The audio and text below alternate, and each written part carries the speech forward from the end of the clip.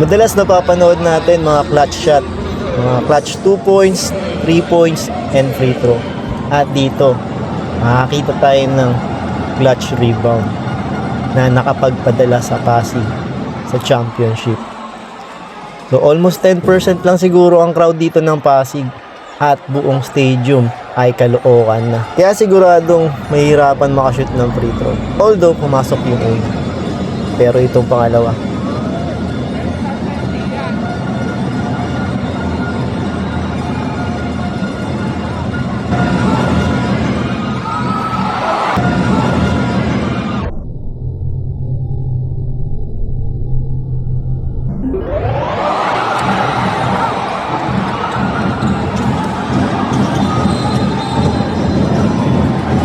grabe yung ginawang rebound ni Jeffrey doon.